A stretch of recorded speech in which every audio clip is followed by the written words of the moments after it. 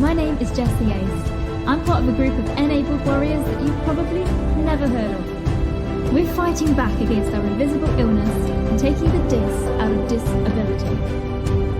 We don't give sympathy to our symptoms. They enable us to be the warrior that we are. If you ask doctors and nurses, they'd say what we're doing is impossible. But pushing the limits of our conditions is something that we have to break through every single day. If we push the limits, we are mentally strong and we can do anything. The question is, how far can we push those limits? This podcast will give you the answers. I'm Jessie Ace, and this is the Disabled to Enabled podcast.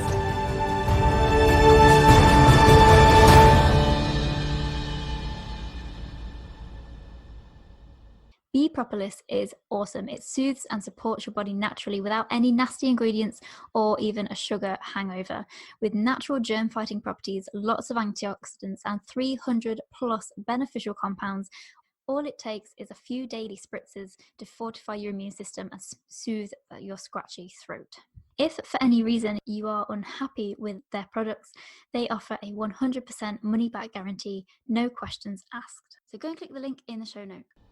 Enabled Warriors, our next guest on the show is a senior at Indiana University majoring in chronic illness advocacy and journalism. She's the founder and executive director of two nonprofit organizations, the Health Advocacy Summit, which facilitates the advocacy events across the US, as well as year-long programming for young adults with chronic and rare illnesses.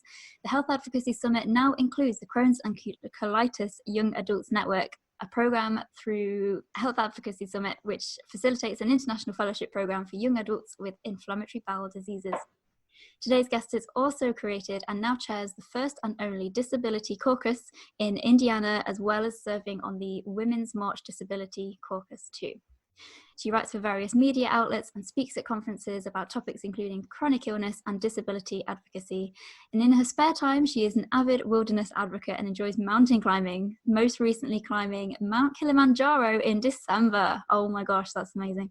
She has had ulcerative colitis since she was 6 years old and more recently living with something called pouchitis. She said in one of her articles, and I absolutely love this line that you said, she says, "Sickness is definite, but hope will always be infinite." Enabled Warriors, I am honoured to be talking with today's guest. Please help me in welcoming the most incredible lady. It's Sneha, everybody. Woo! Thank Hey, you. how are you doing? Welcome to the show. I'm doing pretty good. Excellent. So let's go straight into the first part of our interview. This episode focuses on when you first started to get symptoms and things which later revealed a diagnosis. And then keep listening, Enabled Warriors, to find out how today's guest then coped and thrived afterward in episode 2, with some questions from our Enabled Warrior Facebook group, if we have any. And then keep on listening for episode 3 for today's guest's answers to the not so quick super secrets round, let's be honest. So let's get straight into part 1 by chatting about your initial diagnosis at age 6. I mean, can you remember anything about your diagnosis? That's really young. Yeah. So one thing to note too is my mom is a pharmacist, so she is in the medical field a little bit, as well as my dad is a physician as well. So, when they had first seen my symptoms of ulcerative colitis, they were a little bit concerned because it was things like having diarrhea, and that too, not, hopefully this is not too much information, but bloody diarrhea as a 6-year-old is a little bit concerning. Yeah. And so my mom took me to the pediatrician, and right away I started having a lot of tests. And I know that this is very different from a lot of people's experience with inflammatory bowel disease, because a lot of times it takes quite a long time to get diagnosed. And I was very lucky to be immediately put through a lot of different tests. And I had all the colonoscopy, endoscopy. And so I was able to get diagnosed fairly quickly. But yeah. Gosh, I mean, what was that like, being 6 years old and having to have things like a colonoscopy and things like that? Yeah, I think it was pretty scary, but also it was a little bit interesting too, because I loved to get out of school every chance I got. So I think that was a way. A lot of these tests were a way for me to get out of school, and then at first they seemed all great, and then when I had to get to the procedure table, I was all freaked out. But I luckily had the incredible support of my parents and my older sister as well. So my older sister would always make a scene when I had to get a needle or a blood test or something like that. So she's always there to kind of advocate for me. Yeah. It's really sweet. So what was it Yeah. like kind of growing up with a chronic illness, like throughout your childhood? I mean, having to undergo like constant surgeries and procedures and stuff, that couldn't have been easy for you or your parents. Yeah, no, I think it was definitely interesting for me because throughout elementary school I was on a lot of different steroids, and that caused my face to kind of puff up, and it was really kind of hard being an elementary schooler and looking so different than my peers, and I looked particularly a lot younger as well, which was kind of hard, especially as I got into middle school. Yeah. But middle school is when I got really, really sick. So I had the worst flare up or period of disease activity of my entire career of having ulcerative colitis since I was 6. And so I started partial schooling then, and then I had all the PICC lines, and I was struggling to just walk up the stairs by myself. And my mom had left her job at this point to take care of me full time. Mm. And so she was the best advocate that I ever had throughout the school system. She advocated for me to stay. And even though I was doing partial schooling and everything, but I think that my freshman year was probably the hardest. My freshman year of high school was probably the hardest for me because I weighed about 60 pounds. And at that point, I was, physically completely uh, beyond, I guess, what my peers were, because I was looking super, super young, and I was just really sick. So I was going to the hospital every week to get infusions and blood tests, which I think definitely stunted me a little bit more emotionally too. So Yeah. after my first surgery, and after a few different surgeries, when I got back to mainstream life and I got really a lot better, I really struggled to fit in with my peers in high school, and that was probably the most interesting transition for me. Yeah. Yeah, that's really good. Wow. Like it sounds like you went through so much in such a short amount of time. It's just crazy. Yeah. No, but I definitely had the most incredible support, and I think that really changes the game for a lot of people. So. Yeah, definitely. Absolutely. I mean, like, did you manage to find anybody like around your own age that had maybe not the same health condition, but like something similar? Yeah, definitely. So I attended Camp Oasis, which is a camp for kids and teens with inflammatory bowel diseases in the Mhm. U.S. And that was really huge for me because in Indiana at that time there was not a huge advocacy presence, and there weren't like these great support groups, or our hospital systems weren't equipped to provide as much support as maybe other hospital systems were. Mm. And so through Camp Oasis, and through a couple of education days, I met my best friend. He passed away with Crohn's disease and osteosarcoma, unfortunately, my Oh, freshman year of high school. But he was the only person within like an hour of where I lived that I knew had Crohn's disease, and he was a couple years older than I was. But it was just really nice to have that support at that time, and have that in mm. person support, which was really, I think, crucial. So. I can imagine. 'Cause, like, you probably just like, like this whole huge thing is happening to me, and there's nobody that can relate, and Yeah, that's hard for anybody. So can you right. go into a little bit about what ulcerative colitis actually is, how it kind of affects you day to day for people that don't really know? Yeah, yeah, definitely. So ulcerative colitis often is a little bit more hidden than Crohn's disease. However, it's very similar to Crohn's disease. Most people have heard of Crohn's.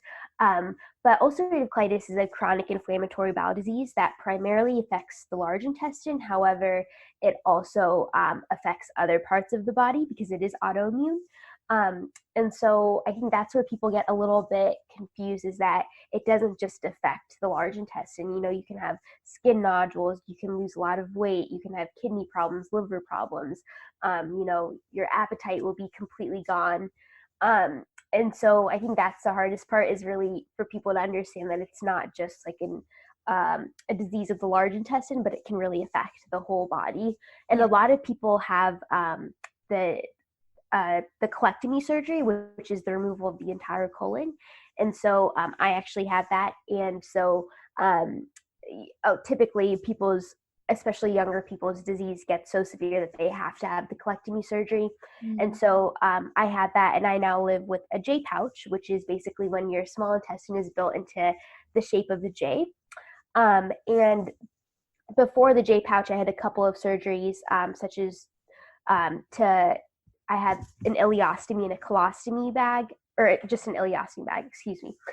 Yeah, and so that was very interesting being in high school and having to really kind of poop out of my stomach. But yeah.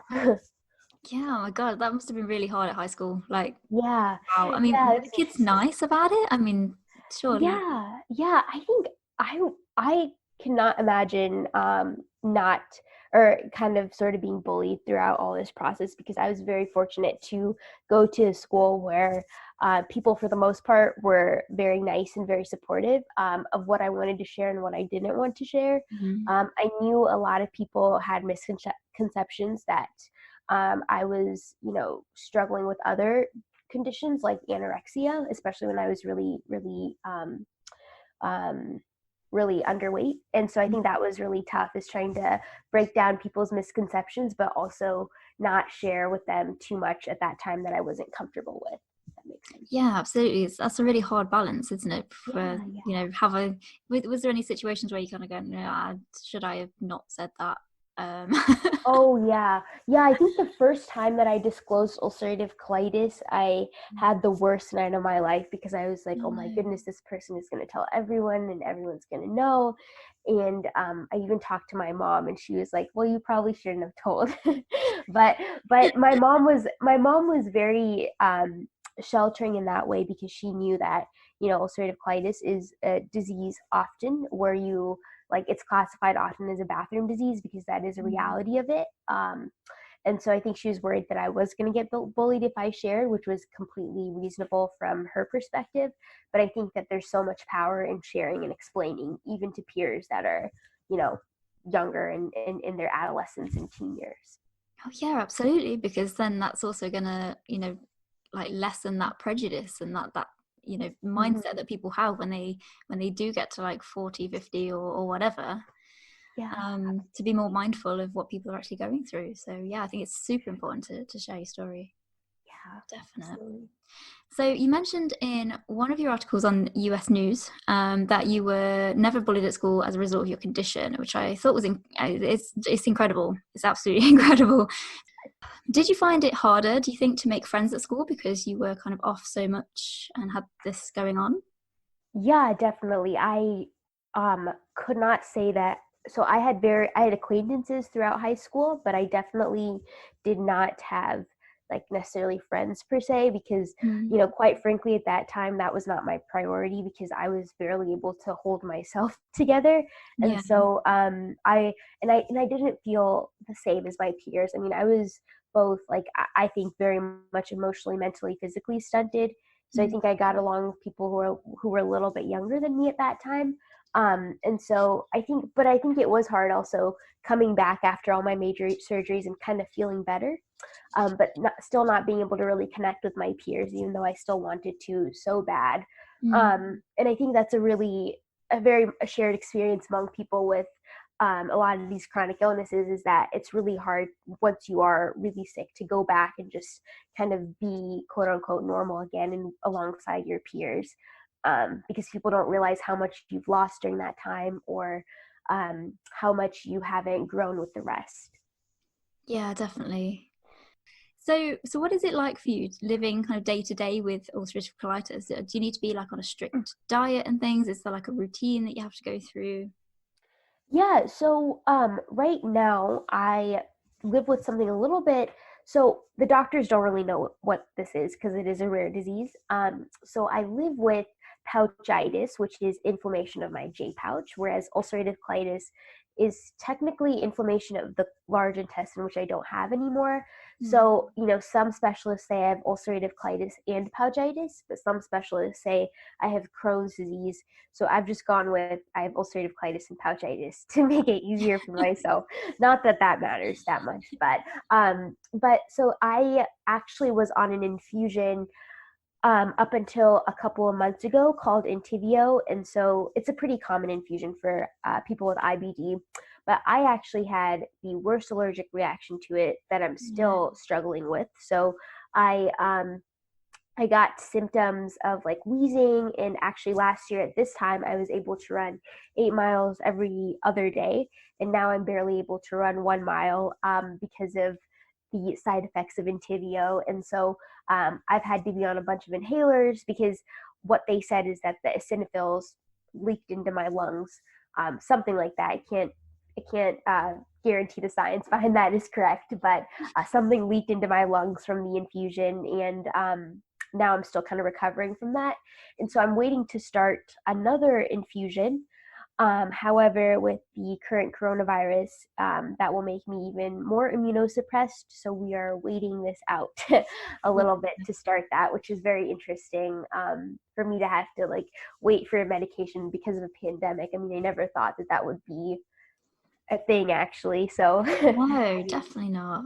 yeah, so I mean, it must be scary to even like yeah. going into a hospital or anything, like, Yeah, isn't it? right, right. It's so tough. Yeah, yeah, especially with my compromised lungs as well, especially with the like the action mechanisms of the coronavirus or whatever. This is particularly not a good time to have lung problems. So, No. but yeah. Oh my goodness, that's crazy. Mhm. Um, so what would you say is your kind of 5 tips for someone with an IBD condition who's maybe about to start college or maybe just diagnosed or general living in life? Yeah, yeah. So I would say that this is going to be more general advice for people with a chronic illness, but it happens to be with someone with IBD. But I think that one of the things is that before you go to college, or once you've enrolled in your college, I think the summer before you go to college, try to get set up with the disability services as soon as possible, and know that the disability services are also for you.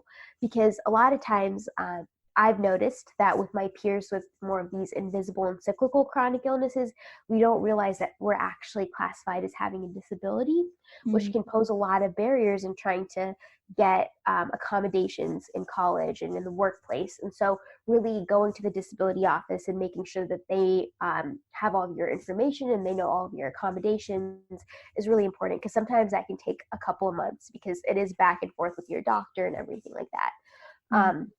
So I would do that as early as possible.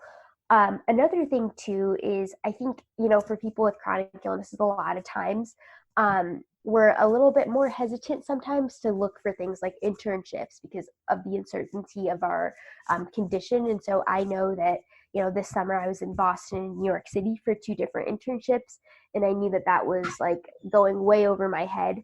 But, in Boston, actually, I had to register for, or I had to get an infusion in Boston, and that took me about 17 hours to get approved through insurance and my doctors and stuff like that, because Mhm. in the US, if you cross state lines, insurance becomes kind of a mess. And so I think that's like another thing, is that you can do this, but you have to keep in mind that there are going to be other barriers, especially if you are getting treatment, or have to regularly see your in-state physician.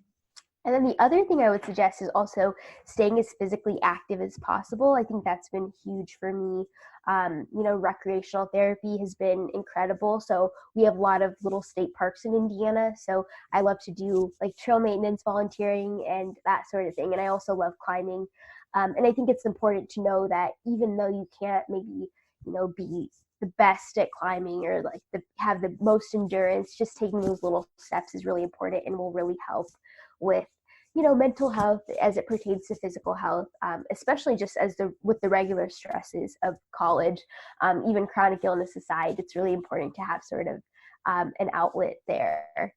And then another thing I think that might be a little bit more unique to IBD and digestive diseases is that a lot of colleges require you to eat at their dining hall your freshman year or your first year of college. And that requirement sometimes does not work for people like me who have very specific diet needs. Yeah. And so I was actually able to get a note from my doctor saying that I should not have to eat or I should not have to, pay for the dining hall services because my first year, because I'm not really going to be eating. in the dining hall. I'll be bringing all my own food and will be eating stuff that I know that works for me. And so there are a lot of different workarounds.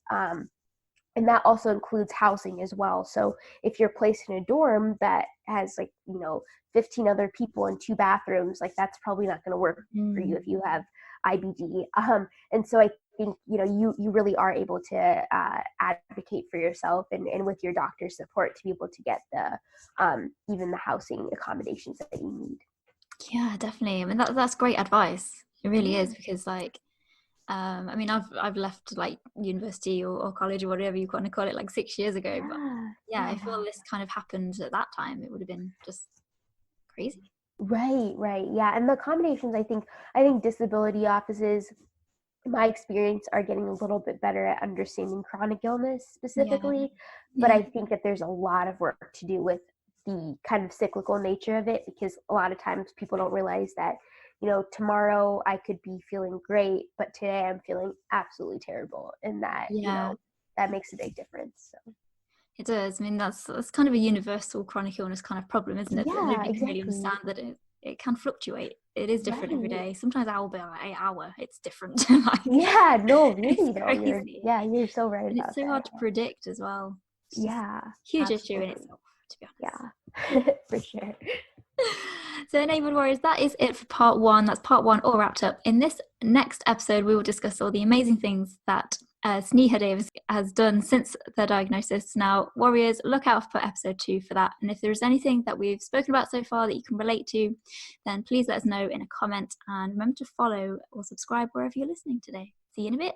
Are you ready to fight back against your chronic illness and go from being disabled to enabled? Do you want to be an enabled warrior? Someone who's brave, strong, and confident, and someone who's ready to find a way to achieve awesome things despite a diagnosis. This is your invitation. Check out disabled2enabled.com for articles and reviews to find out how you can become enabled too. Subscribe to the podcast to always be in the know. If you think this podcast is better than sleeping in on a Sunday, tickle that subscribe or follow button wherever you're listening. And make sure to share this episode with someone who needs some inspiration. Want to ask your questions to future guests? Make sure to join our Enabled Warriors tribe on Facebook and look out for our question posts. Before we go, check out Disabled2Enabled on Instagram for posts that tell it like it is. And remember, warriors, stay enabled.